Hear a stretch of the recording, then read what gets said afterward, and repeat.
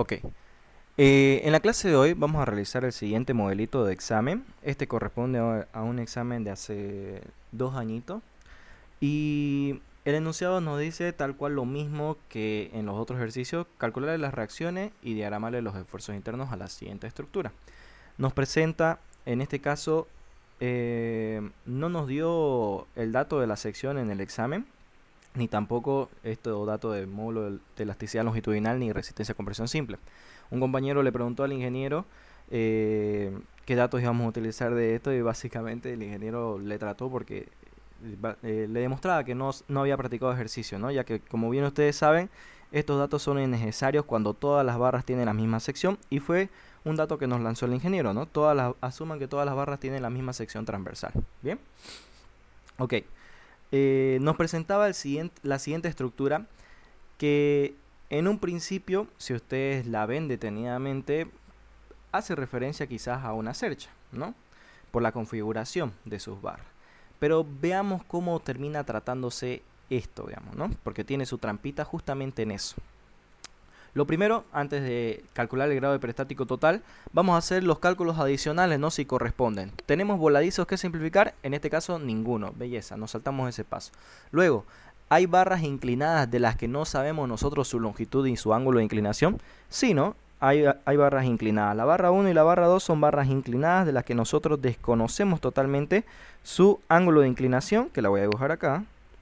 Este ángulo de inclinación y este otro ángulo de inclinación. Y tampoco sabemos su longitud de estas barras. Bien, son dos datos que necesitamos saber sí o sí para poder llevar a cabo nuestro ejercicio. Luego, eso va a ir de los cálculos adicionales. Luego, ¿la estructura es simétrica? Sí, la estructura tiene un punto de simetría, un eje de simetría, mejor dicho, en el nudo 2, y que corta por la mitad a la barra 3. Aquí ustedes podrían decidir cortar la estructura y analizarla, la parte izquierda, y decir que los resultados se van a repetir al lado derecho. Podrían hacerlo tranquilamente, pero al ser la estructura bastante pequeñita, o sea, constar solamente de 3 barras, es un paso quizás innecesario. Bien, así que solo nos vamos a atenuar en los cálculos adicionales a hacer el cálculo de la longitud y el ángulo de inclinación tanto de la barra 1 como de la barra 2, ¿ok? Entonces, haciendo ese cálculo adicional, para sacarle la longitud de la barra 1 y la barra 2, que si se dan cuenta, ambas forman un triángulo rectángulo que tienen la misma base, que va a ser la mitad de 8 metros, estos 4 metros, y la misma altura, que son estos 3 metros, ¿bien? Ambas barras nos forman ese triángulo rectángulo. Entonces, aplicando Pitágoras para ambas barras, vamos a obtener que la longitud en ambas va a ser igual al cateto opuesto, que en este caso son los 3 metros al cuadrado, más el cateto adyacente, que son los 4 metros al cuadrado. Y eso nos va a botar el dato de la longitud, que en este caso nos va a dar 5 metros, ¿no? Es un caso típico que venimos haciendo siempre, ¿no? Ahora, el ángulo de inclinación. Y aquí no nos vamos a disparar. Calculemos el ángulo de inclinación mediante tangente. Tangente de alfa, de este ángulo alfa de acá, para el caso de la barra 1, que también se va a repetir a la barra 2 por el eje de simetría.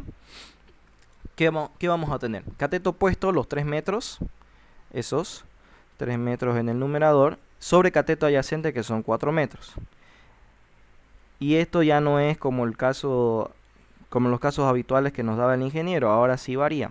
El ángulo alfa va a ser igual a la tangente a la menos 1 de 3 sobre 4. Normalmente teníamos que era 4 sobre 3, ¿no? Pero en este caso es cateto opuesto 3 metros y cateto adyacente 4 metros. Calculando eso, que por cierto, si pueden hacer los cálculos, ayudándome con los cálculos, se los agradecería. Si ven algún resultado que sacan distinto, también me avisan, por favor, para que comprobemos, ¿no? A ver, sería tangente a la menos 1 de 3 metros sobre 4, y esto ya no nos da 53,13, sino que ahora nos da 36,87 redondeando. Bien, el ángulo alfa va a ser igual a 36,87 grados. Ahí está, ya tenemos el ángulo de inclinación tanto para la barra 1 y para la barra 2. ¿Por qué se repite? Porque ambas tienen las mismas propiedades geométricas. El eje de simetría nos los indica, ¿no? Justamente. Barra 1 y barra 2 van a ser similares en ese sentido.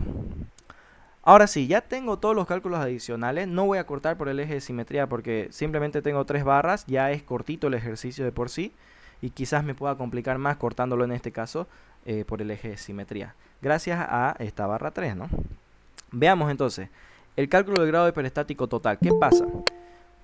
Al momento de yo querer sacarle el grado hiperestático total, necesito sacar grado hiperestático interno y grado hiperestático externo. Empecemos con el grado hiperestático interno, observando nuestra estructura de qué está compuesto, ¿ya?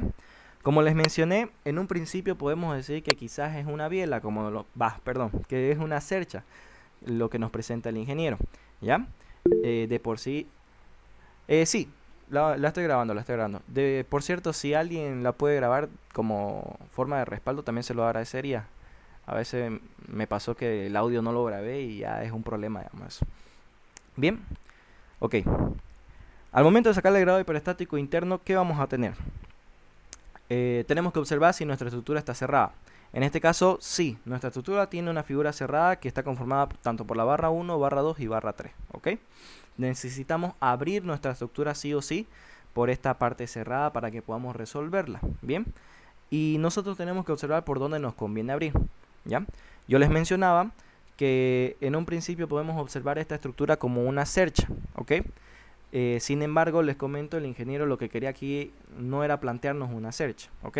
Lo que quería era plantearnos un pórtico conformado por la barra 1 y barra 2 y unidos mediante una biela en esta parte. ¿Cómo sé yo eso? Porque como les expliqué hace unas clases anteriores, cuando el ingeniero nos dibujaba este tipo de apoyos, hacía referencia a que esta barra acá abajo iba a ser una biela, ¿bien? Pero no nos está diciendo lo mismo tanto de la barra 1 como de la barra 2. Para que nosotros terminemos de entender eso, lo correcto fuera dibujar aquí una articulación más y ya podemos decir nosotros, ya, esto es una cercha. Pero con el modelo matemático que nos presenta, que es este, solamente podemos decir que la barra 3 funciona como biela. De la barra 1 y de la barra 2 no sería correcto opinar al respecto. Bien, así que el único camino que nos da el ingeniero para abrir esta estructura es justamente la barra 3 y justamente es el camino más corto. Bien, ¿por qué? Porque es una biela. Ya sabemos identificar una biela por este tipo de apoyo. ¿Qué hubiese sido lo correcto si ustedes no hubiesen querido cortar la barra número 3? Lo correcto para no cometer ningún error, digamos, si no quieren escoger la barra número 3 para abrir su estructura, es si abren la barra 1 o la barra 2, asumir los tres tipos de esfuerzo, que va a tener los tres tipos de esfuerzo, ¿ok? A pesar de que al final, desarrollando su ejercicio, les va a salir que cortantes o momentos quizás no haya, ¿bien? Pero eso sería lo correcto. Asumir tres incógnitas, un X1 en dirección de las normales, un X2 en dirección de las cortantes y un momento, un momento en ese punto, ¿no? Eso hubiese sido lo correcto, si es que no quisieran cortar por la barra 3, ¿bien? Pero como la barra 3, yo ya sé identificar que es una biela por el tipo de dibujo que me presenta el ingeniero, entonces preferible cortarlo por ahí porque simplemente me va a aparecer una sola incógnita, ¿no? En la barra 3, que va a ser lo de los esfuerzos normales, ¿bien?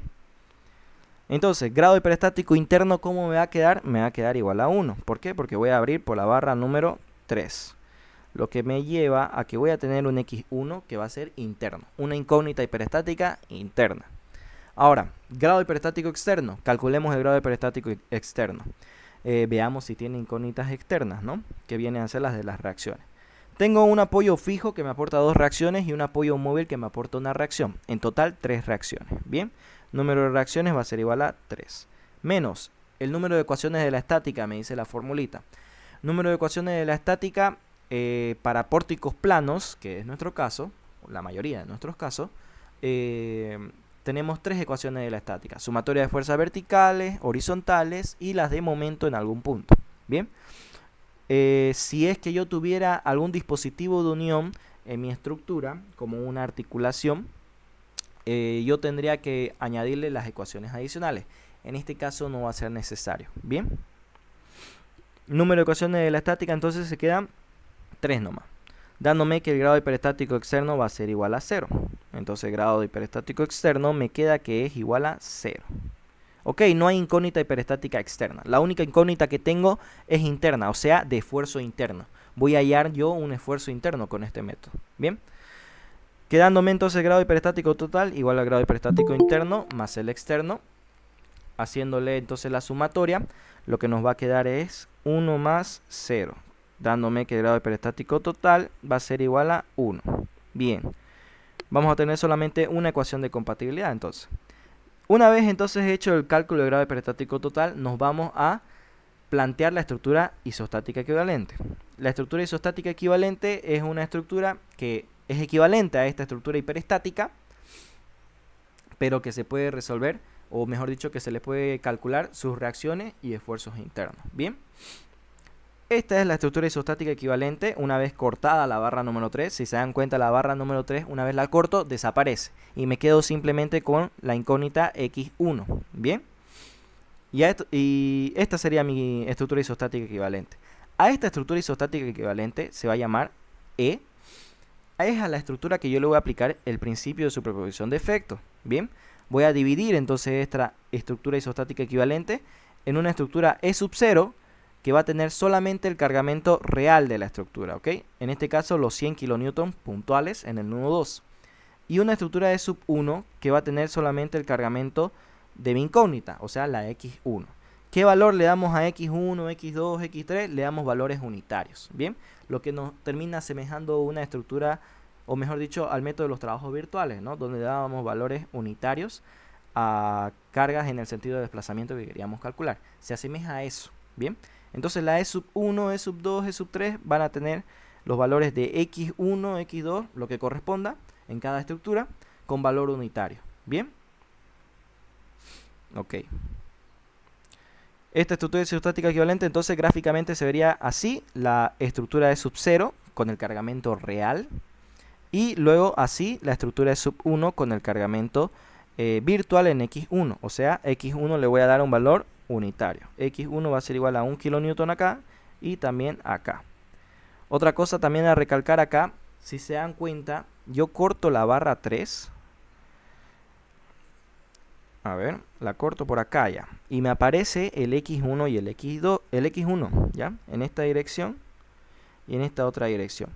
Yo estoy asumiendo un sentido en un principio, ¿ya? Y asumo que tracciona. Por eso lo estoy dibujando aquí en el corte como que sale, como esfuerzo de tracción. Pero al momento de yo querer representarlo en el extremo, o sea, en un nudo, para representar que esto es tracción necesito que vaya saliendo del nudo, ¿ok? Lo mismo que en el nudo 3. Necesito que vaya saliendo del nudo. Y así se cumple lo del equilibrio, ¿ok? Bien, como nosotros vamos a hacer desaparecer esta barra 3 y nos vamos a quedar con la incógnita x1 simplemente, tenemos que dibujar a esas x1 en los nudos, ¿bien? Y tenemos que dibujarlas como positivas. El ingeniero entiende como positivo saliendo del nudo. Y es también lo que nos enseñaron, ¿no? En isostática 1. Saliendo del nudo es positivo, ¿bien?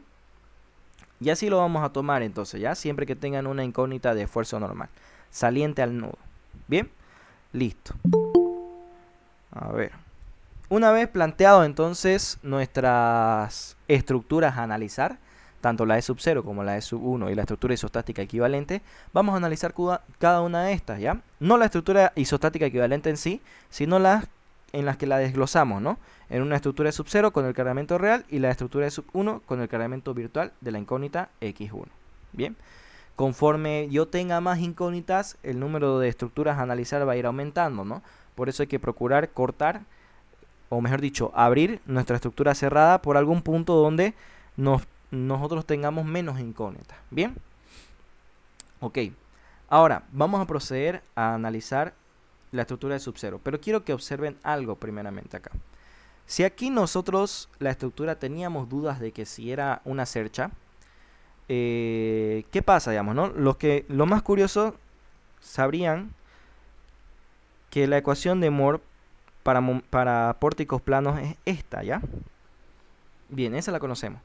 Pero si esto es una cercha, la ecuación de Moore que describe los desplazamientos y que nosotros utilizamos para cerchas está con respecto a los esfuerzos normales y a la rigidez a esfuerzo axial, ¿ok? Ya no la rigidez a flexión, sino que a esfuerzos axiales. Y ahí habría una variación, digamos, a cómo resolvemos los ejercicios normalmente, ¿bien? Ya no tendríamos que sacar las ecuaciones de esfuerzos normales, sino que las de normales. La de esfuerzos de momento flector, perdón, sino que las de normales, ¿ya? Y ahí podrían cometer un error, ¿bien? Al momento de yo cortar mi estructura por esta estructura por la barra número 3, ¿qué me está quedando en sí? Si yo tenía esto que quizás era una cercha, acá ya definitivamente puedo decir que no. La estructura simplificada no es una cercha, ¿ok? La estructura simplificada, solamente la estructura simplificada, que es con la que yo trabajo, ¿ok? Ya no voy a trabajar en un principio con esto. Esto quizás puede ser una cercha. Con la que trabajo es la estructura isostática equivalente. Y esto no tiene miras de ser una cercha. ¿Bien? Porque necesitamos que la cercha tenga que forme sí o sí triangulitos, ¿no? Para que sea cercha. En este caso tengo dos barras que no forman un triángulo. Esta estructura isostática equivalente, ya sería un pórtico, ¿ok? Entonces la E sub 0 también me queda como pórtico, la E sub 1 también. Y entonces tendríamos que analizarlas como pórtico. Seguiría siendo válido que el desplazamiento va a ser igual a la integral que va de 0 a L de los momentos flectores. Porque esta estructura simplificada o estructura isostática equivalente es un pórtico. Y esta otra estructura que tiene la misma configuración también va a seguir siendo válida la ecuación de Moore para pórticos. Pero acá no, ¿ok? Eso diferencienlo bien y quiero que quede claro, ¿ok? Entonces, sabiendo eso, si no tienen ninguna duda al respecto, sabiendo eso, empecemos a analizar cada una de estas estructuras. Empecemos con la E sub 0. Calculémosle las reacciones. Bien sabemos que de la ecuación de grado hiperestático externo nos dio que simplemente con las tres ecuaciones de la estática es suficiente para hallarle las incógnitas de reacción. Apliquémosla entonces. Haciendo una sumatoria de momentos en el nudo 1, elimino esta y esta de esa ecuación y voy a tener simplemente esta incógnita. ¿Y qué va a hacer? Me va a generar un momento con respecto al nudo 1 que sea antihorario. Entonces le doy signo negativo. Y tiene un brazo de palanca al nudo 1 de 8 metros. Perfecto. ¿Qué carga más genera momento con respecto al nudo 1? Esta de 100 kN. Y genera un momento que gira en sentido horario. Y eso lo estoy asumiendo como positivo. Entonces pongo 100 por su brazo de palanca al nudo 1, que sería la mitad de los 8 metros, sería 4 metros, ¿no? Bien, perfecto. Lo igualo a 0 porque no hay ninguna otra fuerza más que genere momento con respecto al nudo 1. Y despejo ahí la vertical en 3. Quedaría 100 por 4 es 400, que pasa al otro lado como negativo. Bueno, no, esto lo voy a hacer pasar al otro lado. Ya me quedaría 100 por 4 ahí en el lado como positivo. Y el 8 que está multiplicando a la vertical en 3 lo paso a dividir, quedándome que la vertical en 3 va a ser igual a 50 kilonewton. Perfecto. Aquí, aparte de anotar el valor, van a anotar el sentido en el que va la fuerza, ¿ya? La fuerza de reacción. En este caso me salió que va hacia arriba, o sea, esto va a ser positivo. ¿Bien? Listo. Ahora, aplicando una sumatoria de fuerzas verticales, ya tengo esto y también tengo esta incógnita en dirección vertical. Puedo hallar esa incógnita haciendo una sumatoria de fuerzas verticales. Entonces, aplico, ¿no? Vertical 1, 0, positivo porque está yendo hacia arriba, más vertical 3, 0 también que está yendo hacia arriba, menos la carga de 100 kN que está yendo hacia abajo. No hay ninguna otra fuerza más que tenga una componente en la vertical, igual a 0, y de ahí despejo vertical en 1. Vertical en 1, 0, ¿no? Que me quedaría 50 kN, ¿no? Y ahora, esto también está yendo hacia arriba, pongo que va hacia arriba, y si va hacia arriba, esto lo considero como positivo. Perfecto. Bien, ahora haciendo una sumatoria de fuerzas horizontales que voy a tener mi incógnita y nada más, ¿no? Porque no hay ninguna otra fuerza más que vaya en dirección horizontal. Entonces, puedo concluir de eso que la horizontal en 1, 0 va a ser igual a 0. Bien, listo, es nula. Y aquí lo vamos a poner como que es igual a 0. Perfecto. Ahora, en este caso la estructura es bastante simple. Podríamos saltarnos este paso de la verificación, pero al ingeniero le gusta que lo hagamos. Bien, entonces para verificar voy a hacer la sumatoria de fuerzas verticales, ¿ya? Donde van a participar la vertical en 1, 0, la vertical en 3, 0. Que es lo que me interesa comprobar, ¿no? Si hago una sumatoria de fuerzas verticales, que voy a tener vertical en 1, 0, que es 50, va hacia arriba, va a ser positivo. Vertical entre 0, que también va hacia arriba y vale 50. Bien, más otros 50. Luego la carga que está aplicada a mi estructura de 100 kilonewton, ¿no? Que va hacia abajo, entonces va a ser negativo. Igual a 0. Ahora, se tiene que cumplir la igualdad. Y si no se cumple, es que saqué alguna de mis reacciones mal, ¿no? En este caso, se cumple, ¿no? La igualdad. 0 igual a 0. Entonces esto está ok.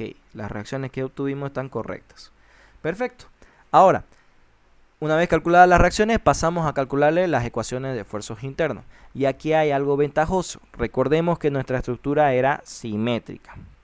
Y al momento de sacarle las ecuaciones de esfuerzos internos, cuando se trata de momentos flectores, en una estructura simétrica no vamos a tener problema.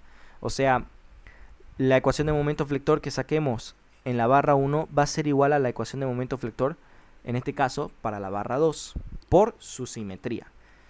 Eso sí, si nos interesara sacar cortantes, digamos, no sería lo mismo. La ecuación de cortante de la barra 1 va a tener un signo y la ecuación de cortante de la barra 2 va a tener otro signo, por más de que la estructura sea simétrica. ¿Bien? Ok. Eso. Y como ya concluimos que esta estructura simplificada, esta estructura isostática equivalente es un pórtico, le vamos a sacar lo que nos interesa, ¿no? Momentos flectores. Aquí no cometan el error de sacarle esfuerzos normales porque vieron que su estructura que les planteó el ingeniero quizás era una cercha, ¿ya? Ustedes trabajan con la estructura isostática equivalente y esta estructura isostática equivalente no es una cercha, es un pórtico. Bien, así que hay que trabajar con los momentos flectores, que son los que nos traducen los principales desplazamientos en un pórtico. Bien, yo les comento eso o mejor dicho, se los repito tanto porque es algo donde varios se equivocaron en este examen. Trabajaron con esfuerzos normales y prácticamente esta estructura de acá, que nos queda acá, es un pórtico. No se trabaja con esfuerzos normales, se trabaja con momentos flectores. Bien, ok. Como mencionamos, la barra 1 y la barra 2 por su eje de simetría, la ecuación de momento flector iba a ser la misma para ambas. Entonces, aquí nos simplifica harto el trabajo del ingeniero, ¿no? Ponemos cálculo de las ecuaciones de esfuerzo interno y ponemos que la barra 1 y la barra 2 van a tener la misma ecuación de momento flector. Pero ¿qué pasa? Esta carga que tenemos en ambas, de 50 kilonewtons, no está en dirección de los ejes locales de la barra 2. Estos son los ejes locales de la barra 2 que yo coloqué. No está en esa dirección la carga de 50 kilonewtons. Tengo que descomponerla. Bien, para descomponerla necesito el dato del ángulo alfa, que ya lo saqué. Solo que no lo necesito acá. Necesito tenerlo aquí, entre medio de, o mejor dicho, tocando la carga de 50 kilonewtons. Bien, para ello aplico la siguiente regla. Trazo una horizontal acá, en dirección del eje X, digamos. Este es el eje X, este es el eje Y, estos son mis ejes globales, ¿no? Trazo una vertical en dirección del eje Y, trazo una recta en dirección del eje local 1 y trazo otra recta en dirección del eje local 2, ¿ok? Con todas esas rectas yo voy a poder decir que aquí, si aquí tengo el ángulo, aquí no se va a repetir, pero aquí sí. Aquí no se va a repetir, pero aquí sí. Y aquí tengo esta recta, aquí no se va a repetir, pero aquí sí, aquí no se va a repetir y ahí sí. ¿Ok? Donde me interesa que esté tocando esta fuerza. ¿Y cuál es el que está tocando esta fuerza? Este, el de acá. Entonces aquí se repite el ángulo alfa. ¿Bien? De esa manera ustedes van a poder obtener donde se repite el ángulo alfa y confiar en ese resultado. Otra forma de ver, digamos, dónde se repite el ángulo alfa es básicamente agarrar estas rectas que conforman el ángulo, ¿ok? Si no quieren hacer lo que acabo de hacer, pueden hacer este otro procedimiento. Agarrando esta recta, le trazo esa recta y agarro una perpendicular a esa recta. A ver, lo voy a dibujar con azul. Ya. Tengo en cuenta esta recta y ahora le trazo una línea perpendicular con respecto a este punto, ¿no? Que sería esta, la de acá, ¿no? Ahora, agarro la otra recta que conforma el ángulo alfa, que sería esta, y le trazo una perpendicular, que sería esta, la de acá. Bien. Y como estas de acá y estas de acá son perpendiculares a las rectas que conforman mi ángulo alfa, aquí se va a repetir ese ángulo alfa. De esas dos maneras ustedes van a poder hallar dónde se repite o dónde se reproduce el ángulo alfa. Bien. Esas dos maneras son suficientes y útiles, la verdad, para cualquier tipo de ejercicio. Así que si se las aprenden, perfecto, ¿no? Le va a servir para todo prácticamente. Bien, ahora voy a descomponer esta carga de 50 kN en dirección de los ejes locales. Aquí voy a poner 50 kN por el seno del ángulo alfa, que ahora el ángulo alfa es de 36,87, ¿no? Y la otra componente es 50 por el coseno de 36,87. ¿Cuánto sale eso? A ver, 50 por el seno de 36,87 nos da que es igual a 30 aproximadamente, redondeándolo. ¿Ok? Y ahora la componente por el coseno sale que va a ser igual a 40 también, redondeándolo. Bien. Componente por el coseno, la que está cerca del ángulo alfa, y componente por el seno, la que está más alejado del ángulo alfa, de este ángulo alfa, ¿no? Del de acá. Sería aquí los 30 kN. Perfecto. Ahora eso lo paso a mi barra para sacarle las ecuaciones de esfuerzo de momento flector que me interesa. Y ahora sí le saco de esa ecuación, ¿no? Ecuación de momento flector. ¿Qué me genera momento flector acá? Solamente la carga de 40 kN, ¿no? Con respecto a este punto, con respecto al corte que hice, ¿no? A una distancia X de la barra 1. Con respecto al corte a una distancia X, la única que me genera momento es justamente esta carga de 40 kN. ¿Y cómo es ese momento? Tracciona la parte inferior de mi barra. Y si la traccionaba, considerábamos que este era un momento positivo. Y vale 40 kN por su brazo de palanca, una distancia X. Perfecto. Ya estuvo. Ya está entonces analizada la estructura de sub 0. Vamos ahora a la estructura E sub 1. Véanse también que ahí el punto tampoco de no ser necesario simplificar mi estructura cortándola por la mitad, ¿ok? Por el eje de simetría. Porque ya de por sí la estructura es bastante corta. Lo único complicado acá en este ejercicio era que yo trabaje con los esfuerzos normales en vez de trabajar con los momentos flectores. Cuando mi estructura que me queda para trabajar es un pórtico, ¿no? Vamos ahora con la E sub 1. Y aquí, para hacerlo rápido, van a darse cuenta que cuando tienen normalmente este caso de cortar una barra que sea una biela, les aparece la X1, van a darse cuenta que al momento de calcular las reacciones a esa estructura, el sistema de fuerzas por sí de la carga virtual ya está en equilibrio. O sea, más que seguro que las reacciones en sus apoyos le van a dar iguales a 0. Bien, eso siempre les va a pasar cuando tengan un sistema de fuerzas que de por sí ya está en equilibrio. ¿Ok? Observemos, ¿no? ¿Qué es lo que pasa? Si yo hago una sumatoria de momentos en el nudo 1, ¿qué voy a tener? Este no me genera momento, este tampoco, con respecto al nudo 1, este tampoco y este tampoco. Solamente me queda esta incógnita. Entonces, podemos concluir por ello que vertical en 3, 1 va a ser igual a 0. Perfecto. Ahora, si yo hago una sumatoria de fuerzas verticales, que voy a tener? Este no participa porque va en dirección horizontal, este tampoco y este tampoco, ¿no? Solo me queda este de acá, que ya vi que era 0. Esto es igual a 0. Y me queda la incógnita vertical 1, 1. Por tanto, también vertical 1, 1 va a ser igual a 0. Ahora, ¿qué pasa con si yo hago una sumatoria de fuerzas horizontales? ¿Qué voy a tener? Vamos a eliminar esto. Ahí está. Si yo hago una sumatoria de fuerzas horizontales, tengo lo siguiente. En dirección horizontal tengo mi incógnita horizontal 1, 1. Esta carga virtual que va hacia la derecha, eso va a ser positivo para mí. Esta carga de acá que va hacia la izquierda va a ser negativo para mí. Y lo igualo a 0 porque no hay ninguna otra fuerza más. Despejando ahí horizontal en 1 me doy cuenta que ahí está el sistema en equilibrio. Y que horizontal en 1 por nada más también va a ser igual a 0. ¿Ven? Aquí se cumple lo que mencionamos justamente. Tenemos ya de por sí un sistema de fuerzas que está en equilibrio por sí solo, porque tiene dos fuerzas que van en dirección contraria, perdón, que tienen la misma dirección, pero van en sentidos contrarios y tienen la misma magnitud. Por tanto, ese sistema de fuerzas es nulo de por sí. Por eso las reacciones en los apoyos nos dan iguales a 0. No se preocupen si les da iguales a 0 en su estructura.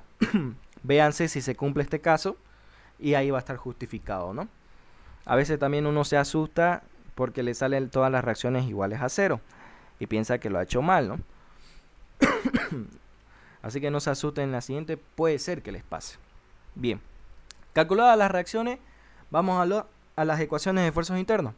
Lo mismo, por el eje de simetría se van a repetir mis ecuaciones de esfuerzos internos tanto para la barra 1 como para la barra 2. Solo las ecuaciones de momento flector, ¿ok?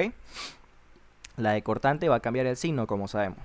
Bien, pero como solo nos interesa la de momento flector, entonces no pasa nada. Podemos analizar tanto la barra 1 y la barra 2 como si fueran la misma. ¿Pero qué tenemos? Tenemos la carga virtual de 1 kilonewton, ¿no? Analizando aquí la barra 1, tenemos la carga de 1 kilonewton que no está en dirección de los ejes locales. Entonces necesitamos descomponerla a la dirección de los ejes locales.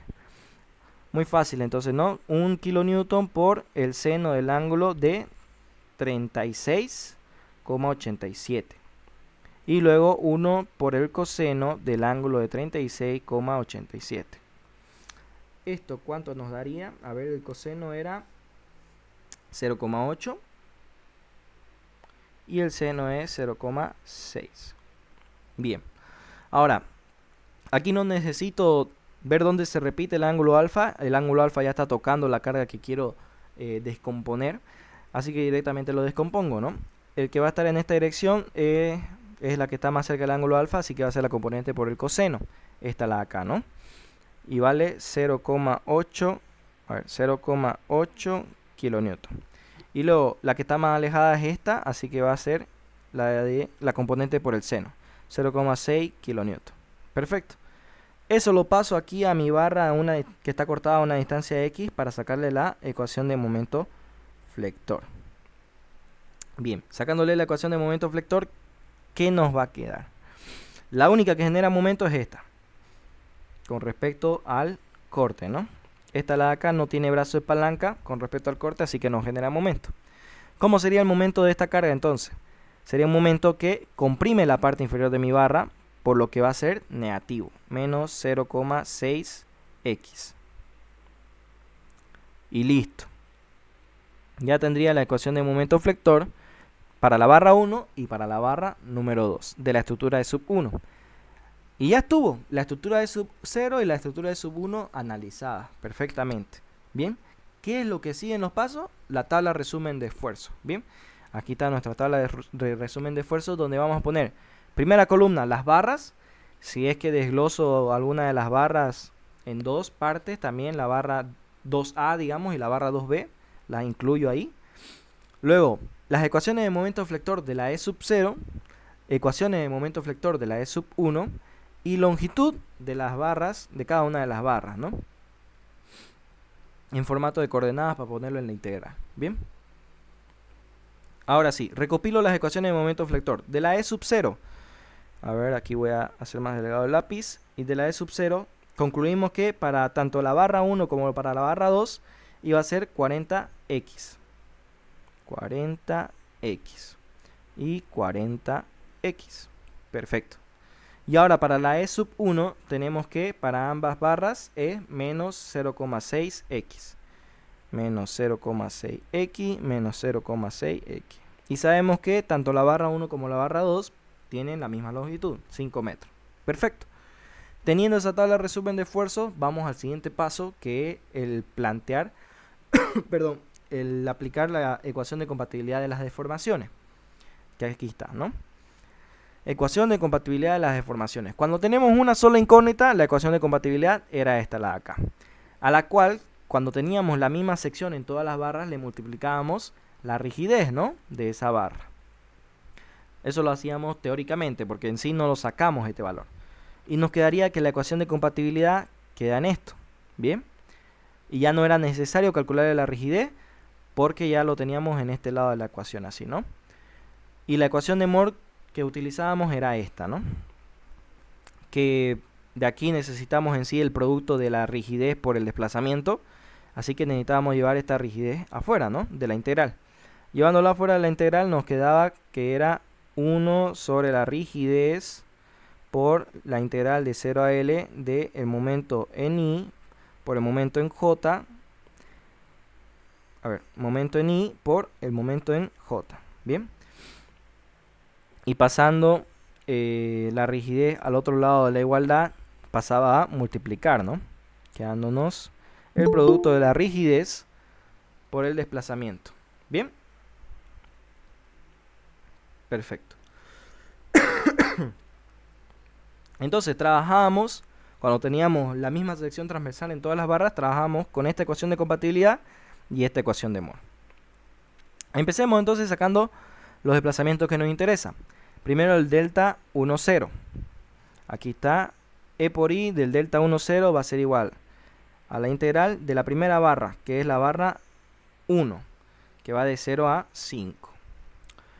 El primer subíndice nos indica ecuación de momento flector de la estructura de sub 1, que serían los menos 0,6x.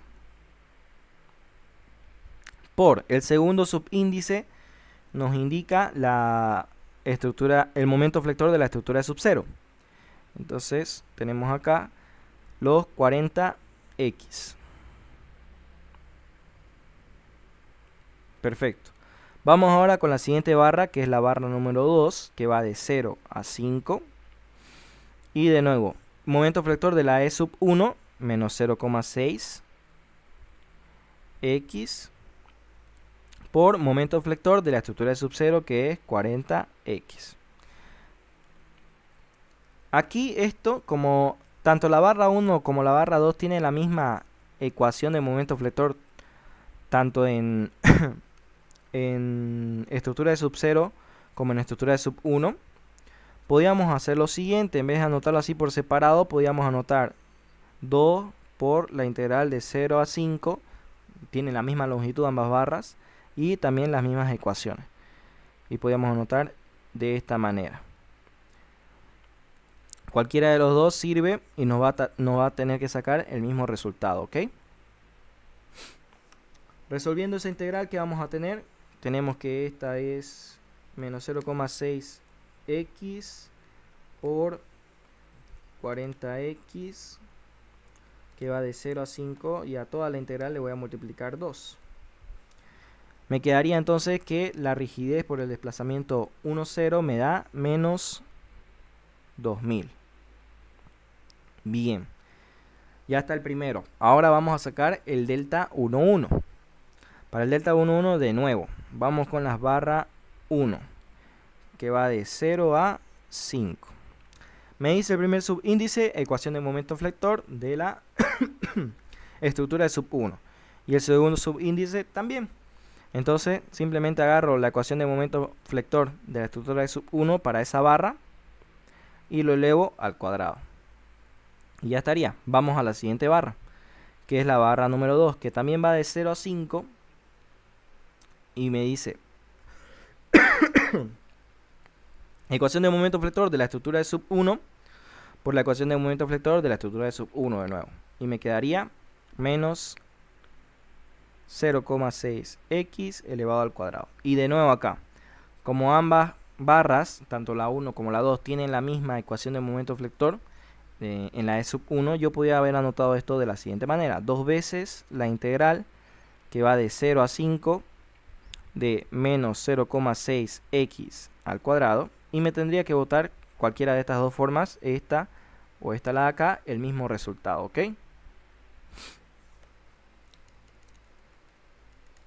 Meto esto en la calculadora entonces y me da que la rigidez por el desplazamiento 1, 1 es igual a 30, ¿ok? Perfecto. Ahora, una vez sacado todos estos valores, ya puedo despejar de esa ecuación de compatibilidad el valor de x1. Y así que lo despejo. Reemplazando valores sería menos 2000 más de esta ecuación de acá, ¿no? Menos 2000 más 30 por x1. Y eso lo iguala a 0. Despejando de ahí x1, ¿cuánto me va a salir? X1 va a ser igual a ¿cuánto? A ver. Los 2000 pasan al otro lado como positivo y el 30 pasa a dividir. Me queda que el X1 es igual a positivo y 66,667 kilonewton. Kilonewton porque yo sé que la X1 que yo asumí como incógnita en un principio era un esfuerzo normal. Por eso le pongo aquí el valor de kilonewton. Y me salió positivo, lo que quiere decir que el sentido que yo asumí está correcto. O sea, el esfuerzo normal en esa barra número 3 es de tracción. Bien, y lo puedo dibujar acá, a ver. Un elemento, agarrando un elemento diferencial de esa barra número 3 y observando los esfuerzos normales que se generan ahí, vamos a tener que son de tracción, o sea que salen de ese elemento diferencial y vale 66,667 kilonewton. 66,667 kilonewton. Perfecto, ya tengo mi incógnita X1. Ahora sí ya puedo sacarle las reacciones en los apoyos, los valores reales y los diagramas de esfuerzos internos. Bien, saquémosle entonces las reacciones. Para ello necesito aplicarle también el principio de superposición de efectos, que me decía la estructura isostática equivalente iba a ser igual a la estructura E sub 0 más la estructura E sub 1 multiplicada por el X1. Esto lo voy a aplicar ahora a las reacciones. La horizontal en 1 va a ser igual a la horizontal en 1, 0, o mejor dicho, la horizontal en 1 de la estructura E sub 0, más la horizontal en 1 de la estructura E sub 0, que está multiplicado por el valor real de X1. Lo mismo con las verticales y con la, con la vertical en 1 y con la vertical en 3. Bien, es simplemente superposición de efectos. Recopilemos los valores de la horizontal en 1, 1, 0 y 1, 1. La 1, 0 daba igual a 0 y la 1, 1 daba también igual a 0. ¿Qué significa eso? Horizontal en 1, 0 va a ser igual a 0 y horizontal en 1, 1 también. Al final me queda que horizontal 1 va a ser igual a 0, ¿no? No va a tener valor. ¿Eso tiene coherencia? Sí tiene coherencia, ¿no? Porque la carga que tenemos aplicada sobre nuestra estructura es directamente vertical, no tiene componente horizontal. Como para decir que va a trabajar la reacción horizontal en el apoyo 1. Bien, entonces es un resultado coherente. Vamos ahora con la vertical en 1. Si recordamos, vertical en 1 nos dio 50 kN hacia arriba, o sea, va a ser positivo. Y la vertical en 3 también. ¿Y qué pasa? En la E sub 1 todos nos dieron iguales a 0. O sea, si yo me voy aquí al principio de superposición de efectos para calcular las reacciones, vertical en 1, 1 va a ser igual a 0 y vertical en 3, 1 también. Todas esas reacciones nos dieron 0. ¿Qué me quiere decir eso? Me quiere decir lo siguiente. Que vertical en 1 va a ser igual al valor de la vertical en 1, 0. Y vertical en 3 va a ser igual a el valor de la vertical en 3, 0.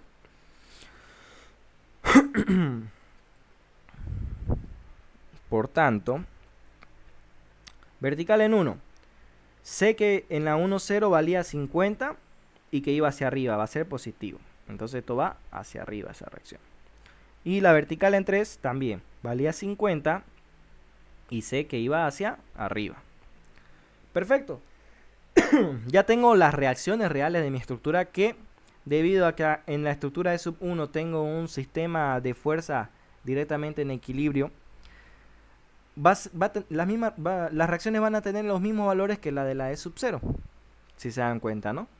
Eso siempre se va a cumplir así, cuando se anulen todas las reacciones de la E sub 1, ¿no? Bien. Calculadas las reacciones, ya puedo sacarle los diagramas de esfuerzos internos. Vamos a ello entonces. Aquí dibujo yo. Esto yo lo prefiero hacer así, ¿no? Ustedes podrían presentarle los resultados al ingeniero de esta manera, el cálculo de las reacciones, y luego hacer sus diagramas directamente, ¿no? Por el método de las ecuaciones, sacándole las ecuaciones directamente y poniéndole su diagrama ahí. Podrían hacerlo. Yo prefiero hacer otra vez el dibujo o directamente esto hacerlo a lo rápido y ponerle aquí en el dibujo el valor de las reacciones y ya con esto presentarlo en una hoja con los otros diagramas, ¿no?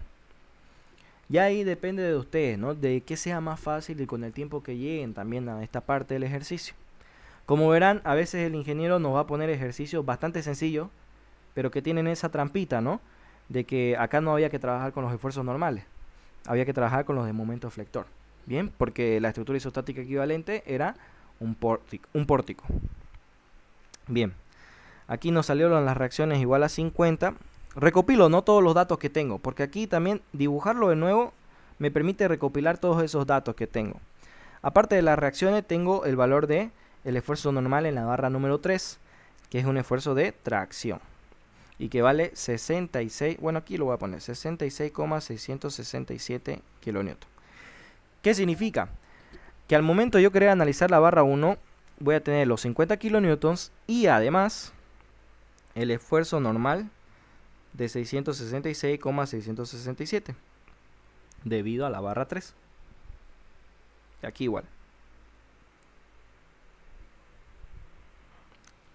Ya no va a salir la misma ecuación de momento fletor que sacamos acá. Ahora estamos tomando en cuenta los esfuerzos que justamente le pasa a la barra 3 al resto de la estructura, y que era lo que no nos permitía a nosotros en un inicio analizar esta estructura como isostática. Bien, ya tenemos esa incógnita. Entonces procedemos a calcularle sus esfuerzos internos. Bien. A ver, ¿qué nos quedaría? Bueno, mejor dicho, ¿cómo lo vamos a hacer? Yo lo prefiero hacer por el método de las ecuaciones, el que venimos aplicando al momento de sacarle las ecuaciones de momento flector, porque primero es con lo que estamos más familiarizados y con el que vamos a poder resolver prácticamente cualquier carga, ¿ok? Ahora bien, para colocar los ejes locales, pueden ser, aquí en el momento de diagramar, los ejes locales pueden ser distintos a los que asumieron en su estructura de sub 0 y E sub 1. Por ejemplo, en la E sub 1, perdón, en la E sub 0, nosotros planteamos que nuestros ejes locales iban a ser así, para la barra 1, y así por simetría, para la barra 2, por la simetría. Bien. Y para la E sub 1, eso no tiene que variar. Lo que saqué en la E sub 0, en la E sub 1 tiene que ser lo mismo. Entonces los ejes locales acá tienen que ser los mismos. Y por la simetría en la barra 2 se repiten así. Bien. Pero al momento de diagramar, ustedes están en la libertad de colocar sus ejes locales como prefieran, ¿ya? Lo que se suele hacer para los diagramas es tomar la parte externa como el eje local 2 de cada una de las barras, ¿ok? ¿Qué significaría eso? Que para la barra 1 mis ejes locales estarían así, lo que coincide con lo que he sacado. Para la barra 2 también estarían así, pero para la barra 3 no los tendría que colocar así, sino que de esta manera, que esté como que en la parte externa de la barra el eje local 2 saliendo, ¿ya? Eso simplemente es por costumbre, no es como una regla no escrita para el momento de diagramar. He visto que la mayoría diagrama sí, pero nadie me dio una explicación de la razón, digamos, ¿no? Porque en sí no hay problema en que tú diagrames la barra 3 de esta manera con tus ejes locales así, siempre y cuando especifiques que así son tus ejes locales. Igual te va a salir el mismo resultado. ¿Bien? Ok. Eso nomás como aclaración, para que no tengan ningún problema con los ejes locales.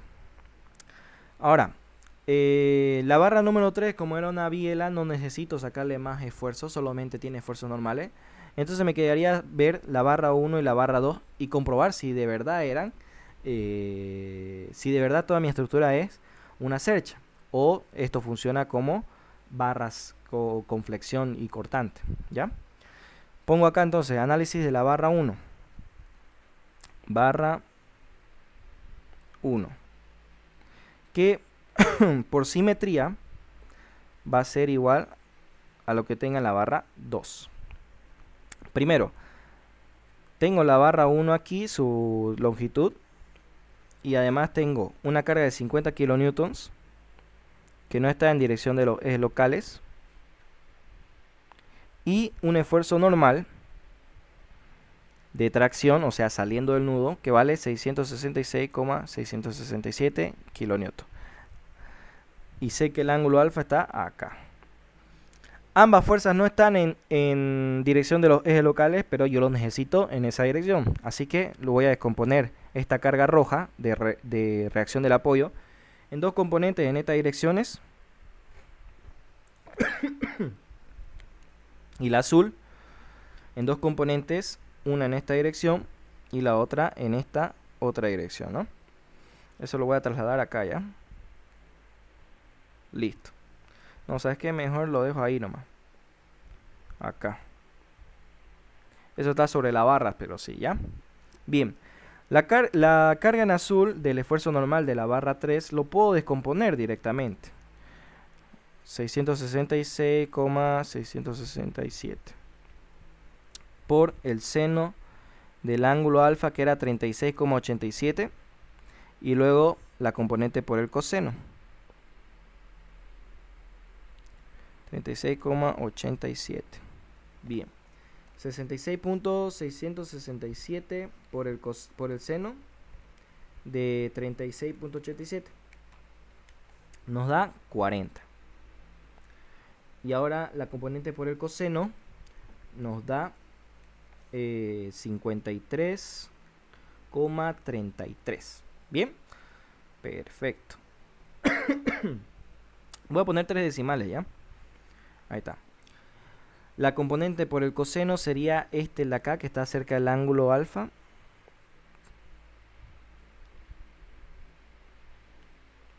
Y la componente por el seno es que está más alejado, ¿no? Ahora, el de 50 kN, ya vimos que el ángulo alfa se repite acá.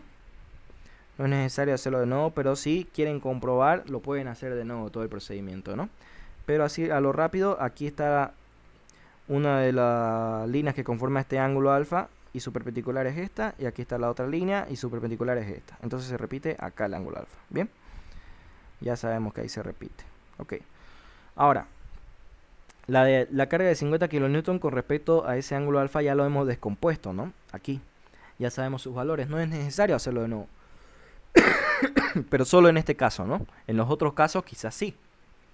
Cuando al aplicar el principio de superposición de efectos, la B sub 1 no nos da igual que la B sub 0. Ahí sí, digamos, vamos a tener que descomponer de nuevo. Pero en este caso, como nos da igual, se repite nomás, ¿no? La componente por el seno es 30 y la del coseno es 40. Entonces aquí vamos a tener 40 y aquí vamos a tener 30. Ahora pasemos estos esfuerzos a la barra inclinada para calcularle las ecuaciones de esfuerzos internos que nos interesan. Y vamos a observar algo interesante. Ahí está la barra inclinada, que al corte que yo le hago lo reemplazo con un empotramiento, ¿no? A una distancia X. Bien. Y luego, ¿qué más le pongo? Aquí la dirección en la que voy a analizar. Por último, mis ejes locales, ¿no? El eje local 2 y el 1. Bien. Saquemos las resultantes y lo voy a dibujar con azul oscuro. Bien. Primero la dirección del eje local 1. Perdón, en la dirección del eje local 1. Tengo estos 53 y estos 30 que ambos van en la misma dirección, entrando a la barra, ¿ok? Entonces se van a terminar sumando para tener su resultante. Y sumando esto voy a tener que es 83,333 kilonewton. Ahora, estas dos componentes acá van en sentido contrario y valen lo mismo. Lo que quiere decir que sacándole su resultante eso va a ser igual a 0. Y ahora, sacándole ecuaciones de esfuerzos internos a esta estructura ya con las resultantes, con las cargas resultantes, ¿qué vamos a tener? Va a existir esfuerzo normal.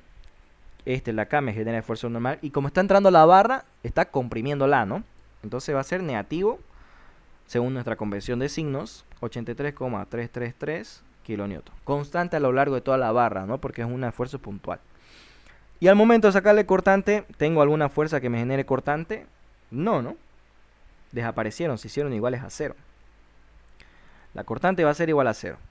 Y momentos flectores, a ver, ¿dónde está? Aquí está. Y los momentos flectores, ¿qué pasa? Tampoco voy a tener, va a ser igual a 0. Porque esta fuerza acá no me genera momento con respecto al corte que yo tengo. No tiene brazo de palanca. Bien. Y aparte, estas fuerzas que eran las únicas que me podían generar momento flector, se anularon. Entonces, ¿cómo está funcionando tanto la barra 1 como la barra 2? Está funcionando como una biela, ¿no? Lo que quiere decir que si la barra 3 es una biela, la barra 1 también está funcionando como biela. Y por simetría la barra 2 también. ¿De qué clase de estructura se trata? Se trata de una cercha, ¿no? Entonces, lo que yo prácticamente analicé como pórtico acá, que hasta resultaría un poco incoherente decirlo, esto que yo analicé como pórtico acá, termina resultando ser una cercha, ¿ya? Bien. Así que si les planteo un ejercicio similar y les pasa eso, ustedes no se extrañen, ¿no? Puede suceder, terminan analizando como pórtico y su resultado es una cercha. ¿Bien? Ok. Esto también me sirve para aclarar lo siguiente. Cuando tenemos estructuras simétricas, los esfuerzos normales por la simetría van a ser los mismos, en este caso tanto para la barra 1 como para la barra 2. Los esfuerzos cortantes no. En una van a tener un signo y en la otra van a tener otro signo. ¿Qué quiere decir? Si aquí me hubiese salido negativo, digamos, menos 4, para la barra 1, que es la que estoy analizando acá, para la barra 2 hubiese sido 4 positivo, ¿ok? Luego, perdón, a ver, voy a borrar esto. Ya. Luego, los momentos flectores también van a repetirse, tanto para la barra 1 y para la barra 2, por la simetría, o sea, la ecuación. Bien. Esfuerzos normales y momentos se repiten con signo y todo, valor y signo. Y esfuerzos cortantes no, ellos solo cambian el signo. Bien. Eso ténganlo en cuenta al momento de diagramar, porque en los otros ejercicios les va a servir harto tener en claro ese concepto, ¿ya? Para hacer los diagramas un poco más rápido. Bien. Ya terminé prácticamente aquí analizando barra 1 y barra 2, directamente puedo hacer mis diagramas. Diagrama de cortante se va a quedar así, simplemente, sin valores, todo es igual a 0. Tanto en la barra 1 como en la barra 2 y la barra 3.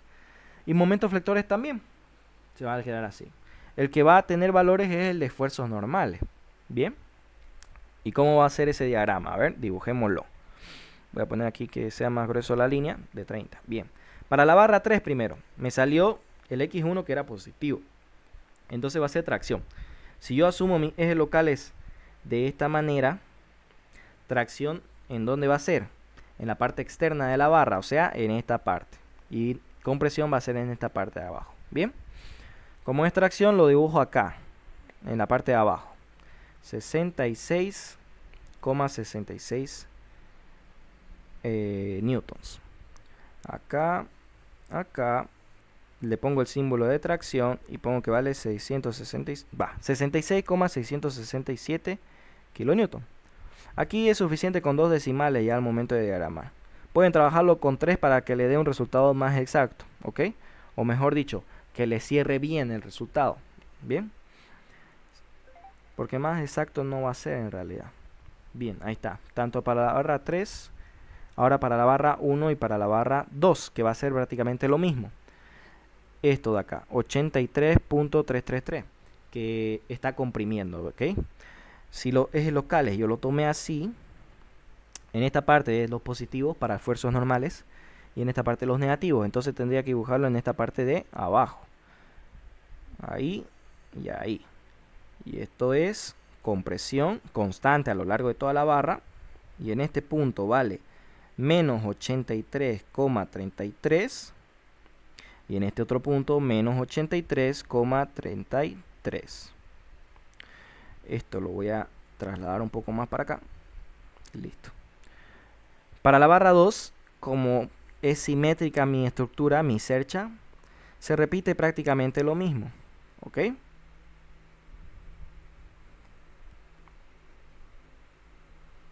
está.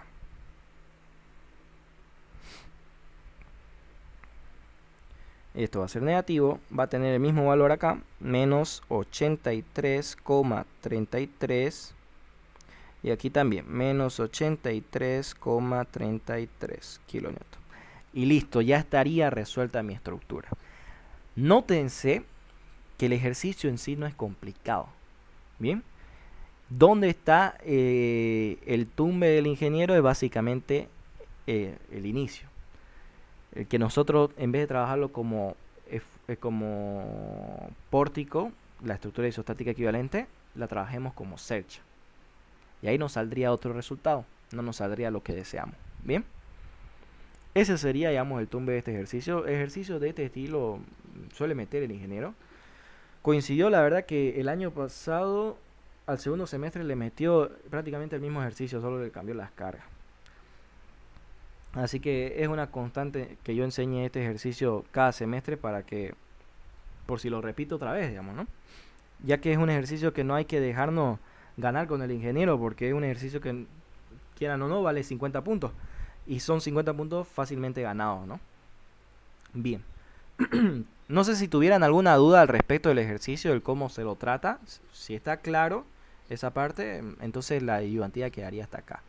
O quizás no sé si tienen alguna duda de los otros 4 ejercicios que ya vimos.